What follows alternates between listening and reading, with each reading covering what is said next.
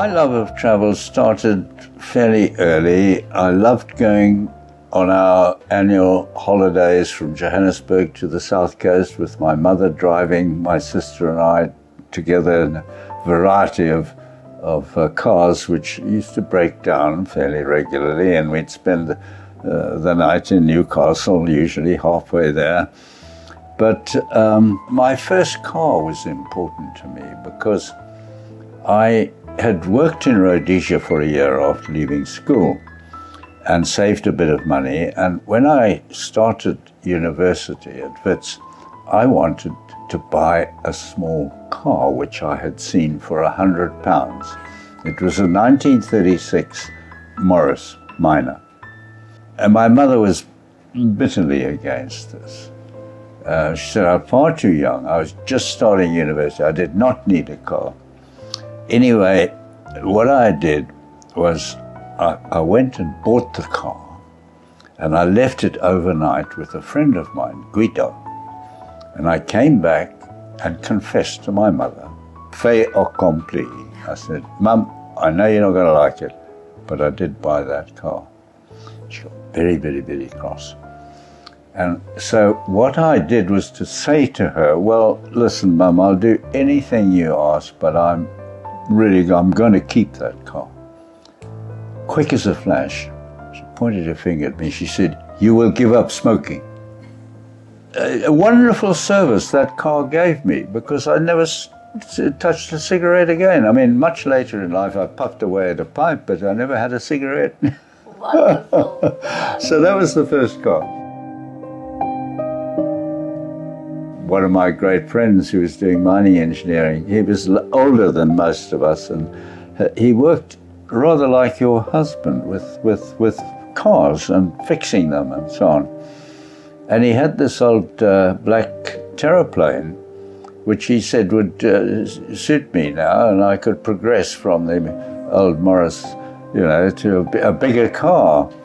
And so I bought the terraplane, and he fixed it up. It didn't look much, but it worked fine. The fourth-year mining students at Wits were doing a big trip through northern Rhodesia and the Belgian Congo. And I asked the lecturer, I said, listen, there are 4 of us who, in the third year, who would really love to do this trip. We you know, it sounds so interesting, and I've got this car that, and he'd seen it on the campus, and he said, but that car would never get around Rhodesia and back. And I said, well, actually it does. You know, it's very reliable. It doesn't look like that, but it's very reliable. Anyway, he gave in. I think I challenged the Dodgers to a race because I thought my old terraplane could, you know, they didn't recognize its speed. And we just got up a high speed, and boom, the fan tore off the cylinder head and went straight through the radiator. So I had to come to a stop. And anyway, I went to a wrecking place, and my gosh, there I found a radiator for a 1935 terraplane. So we put that in. Well, that wasn't too difficult, and carried on. I mean, traveling in Southern Africa in those days was both lovely from the point of view of what you saw, and it was quite exciting. You know, when you broke down and you were stuck, you'd first of all try and find out what's wrong, and if it was beyond you, you'd wait until another car came by, and then tell them that you were stuck, and if they could let the next place know if there was a garage to come out and help fix it and so on. But it didn't happen often, you know. I was very lucky with the old terraplane. It was very reliable. And then later, I decided I wanted to do an overland from London to South Africa. I had lovely old Rolls at the time, and this was a group of both classic cars and 4x4s that were going. And I was originally signed up to take my old Rolls, But thinking about it, I realized that the Rolls might not be the same car by the time it got to Cape Town. So they had a newsletter, and in it was an advertisement for a Land Cruiser. So I phoned the number, and I get this man, Paul Marsh, who's in Scotland. And he sounds so honest over the phone that I buy the old Land Cruiser from him without ever seeing it. He fixed the car for me and then delivered it to me. And we were going on this trip with John Brown. I had met Paul by then and told John Brown, who was organizing this, that I thought it would be very helpful if Paul Marsh could come to one of the meetings of the group and answer questions about the route. I arrived late at this meeting and Paul was at the chair, and all the questions were coming to him because it was absolutely clear that he knew what he was talking about on the route.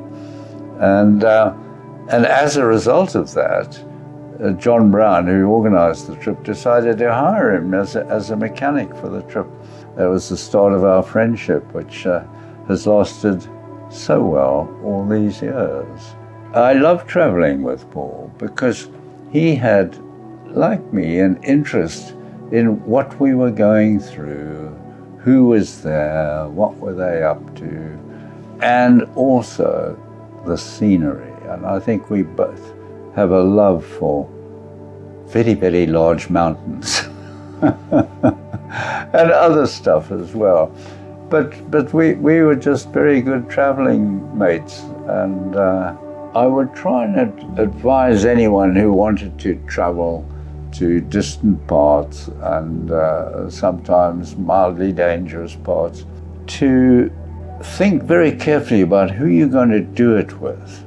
And this is important because some of these trips were extremely well arranged by John Brown, and you felt safe because you knew there'd be somewhere at the end of the day where you'd get a night's sleep, even if it was, as happened to me once in southern Argentina, the worst hotel I'd ever stayed in anywhere and ever wished to, But that was just part of the fun. You've got to be prepared for a bit of uncertainty, a bit of discomfort, and you want to go with somebody who will, meet the difficulties with the same interest and so on as yourself. I think it's crucial who you travel with, and that is as crucial as how good the planning is for the trip. So those two things are very important. And I've been very lucky in those who I have traveled with. I mean, very good friends. And then these John Brown trips initially were lasting 8 weeks. And so I would have, because all my friends were still busy, and so they'd come for 4 weeks and then switch over, and then somebody would do the next 4 weeks. And then he started having them for 5 weeks, and that made it easier, and sometimes I'd have just one person for the 5 weeks, but again, would often split it. And I remember when we did the China trip, and my dear Mary, daughter, was with me for the first half to Tibet, and when we got to the base camp of Everest, she pulled out a little bottle of whiskey, which she'd kept for us to have a drink to Everest when we got there, if we got there. I'm going to talk about the trip that we've had with Paul Marsh now, on this latest one, because it came as a wonderful surprise. I had told him I was coming out, wanted to meet you and see him and so on.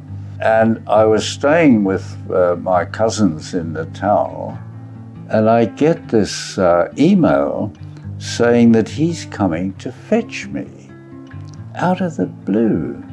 And he's includes a route which I understand that you, Joy, had organized, if not all of it, but certainly a big part of it. And he was coming to collect me. And I was absolutely astonished because I hadn't made up my mind by then how I was going to get from Maritzburg to, I wanted to stop off at Knysna and then come to Cape Town. So I didn't know whether I'd come by bus or plane or what. And here's this friend saying he's coming to pick me up. So that was a wonderful gesture of true friendship. But it also turned into a wonderful trip. And we had great fun and lovely to get here and then end up staying with you chaps. Travel and friendship, what could be better? I have the belief that it's when you get to 18, 19 or so, you're on your own. And it's the decisions that you start making that are either good or bad. So you then start deciding, making the first difficult decisions. Which way am I going to go now? What are the openings that I can follow? And which is going to be the best? And there's always that element of uncertainty there. So you follow your star at the time, and if you think you want to do something, do it. And if it ain't working out, quit and do the next thing.